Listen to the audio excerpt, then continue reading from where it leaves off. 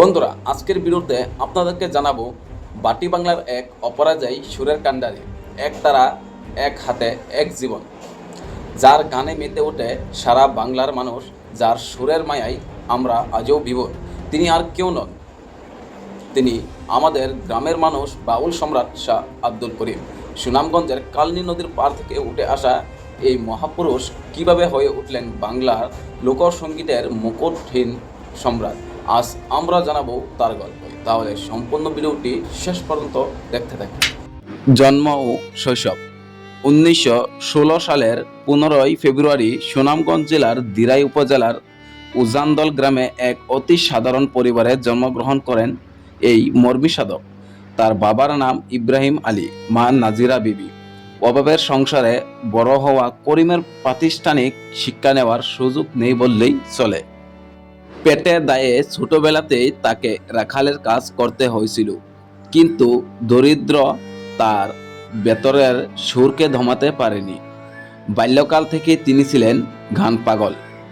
রাখাল হিসাবে গরু চড়াবার সময় বাঁশিতে সুর তুলতেন তিনি। তার গানের দীক্ষা মূলত বাউল সাধক রশিদ উদ্দিন শাহ, ইব্রাহিম মাস্তান ও কমর উদ্দিনের কাছে। পরবর্তীতে তিনি নির্বোধ পল্লীতে বসে একে একে সৃষ্টি করতে থাকেন তার অমর সব গান। বৈবাহিক জীবন। শাহ আব্দুল করিমের স্ত্রী জীবনের অন্যতম অবিচ্ছেদ্যের মধ্যেও সরলা ছিলেন করিমের ছায়ার মতো। সরলার মৃত্যু করিমকে গভীরভাবে ব্যথিত করেছিল, যা তার অনেক গানে ফুটে উঠেছে। রাজনৈতিক ও সামাজিক চেতনা। তিনি কেবল একজন আধ্যাত্মিক সাধকই ছিলেন না, ছিলেন সচেতন একজন মানুষ। তার গানে যেমন ছিলেন সৃষ্টিকর্তার প্রতি নিবেদন, তেমনি ছিল সমাজের অন্যায় অবিচারের বিরুদ্ধে প্রতিবাদ।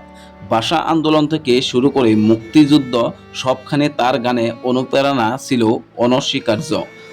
তার গান তিনি সাম্য ও অসাম্প্রদায়িকতার জয়গান গেয়েছেন সারা জীবন।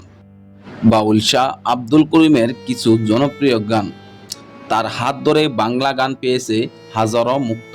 তার উল্লেখযোগ্য কিছু গান হলো গাড়ি চলে না চলে না, বন্দে মায়া লাগাইছে পিরিতি শিখাইছে, বসন্ত বাতাসে সৈগ, আগে কি সুন্দর দিন কাটাইতাম, গ্রামের নৌজওয়ান, হিন্দু মুসলমান। শাহ আব্দুল করিমের সম্বর্ধনা ও শেষ জীবন। দীর্ঘ সাধনার পর 2001 সালে তিনি বাংলাদেশ সরকারের সর্বোচ্চ সম্মান 21 পদক লাভ করেন। এছাড়াও তিনি দেশ বিদেশ থেকে অসংখ্য পুরস্কার বহিত হন। 2009 সালের 12 সেপ্টেম্বর 93 বছর বয়সে এই মর্মী সাধক শেষ নিঃশ্বাস ত্যাগ করেন। সিলেট শহরের একটি ক্লিনিকে তার মৃত্যু হয় এবং তাকে নিজ গ্রামে সমাহিত করা হয়। শাহ আব্দুল করিম চলে গেছেন, কিন্তু রেখে গেছেন তার অমর সৃষ্টি, যা যুগ যুগ ধরে বাঙালির হৃদয়ের অনুরণিত হবে। তার সহজ সরল জীবন আর কালজয়ী গান আমাদের শুক্রে পরিচয় দেয়। আজকের ভিডিওটি এই পর্যন্তই। ভিডিওটিতে কি বুঝলেন কমেন্টে জানান, আর হ্যাঁ, আমার চ্যানেলটি সাবস্ক্রাইব করতে ভুলবেন না কিন্তু আরো এমন এমন ভিডিও পেতে।